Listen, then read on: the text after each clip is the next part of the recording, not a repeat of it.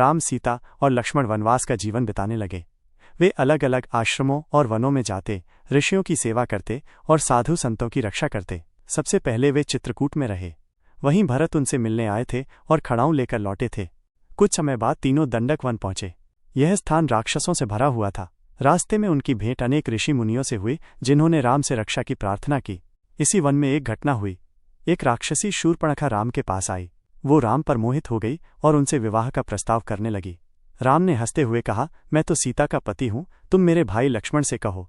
जब वो लक्ष्मण के पास गई तो उन्होंने भी मजाक में मना कर दिया। क्रोधित होकर शूर्पणखा सीता पर आक्रमण करने लगी। तभी लक्ष्मण ने उसका नाक कान काट दिया। अपमानित शूर्पणखा अपने भाइयों खरदूषण और राक्षसों की बड़ी सेना लेकर आई, परंतु श्रीराम ने अकेले ही उन सबका संहार कर दिया। जब ये बात लंका के राजा रावण तक पहुंची तो उसका क्रोध और अहंकार भड़क उठा। शूर्पणखा ने उसे उकसाया और कहा, राम की पत्नी सीता अद्भुत रूपवती है। यदि वो तुम्हारी लंका में हो तो तुम्हारी महिमा और बढ़ जाएगी। रावण ने योजना बनाई कि किसी तरह सीता का हरण किया जाए। उसने अपने मामा मारीच को साथ लिया। मारीच ने सुनहरी हिरण का रूप धारण किया और राम सीता के आश्रम के पास पहुंचा।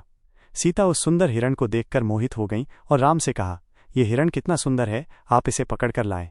राम लक्ष्मण को सीता की रक्षा का आदेश देकर हिरण के पीछे चले गए।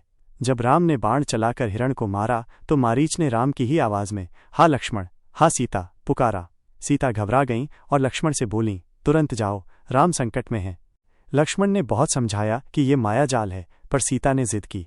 अंत में लक्ष्मण ने एक रेखा खींच दी और कहा, माँ, आप इस लक्ष्मण रेखा को पार न करना, इससे आप सुरक्षित रहेंगी। और वे राम की खोज में चले गए। यही मौका था। रावण साधु का वेश बनाकर आश्रम आया और भीख मांगी।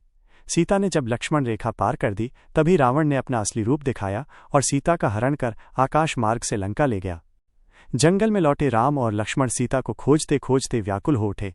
रास्ते में उनकी भेंट जटायु नामक वृद्ध गिद्ध से हुई, जिसने सीता को छुड़ाने का प्रयास किया था, लेकिन रावण से घायल होकर प्राण त्याग दिया। उसने अंतिम समय में राम को सारी घटना बता दी। अब राम और लक्ष्मण ने संकल्प लिया कि वे सीता को हर हाल में रावण से वापस लाएंगे। यही रामायण का अगला भाग है, सीता हरण और रावण से युद्ध की भूमिका।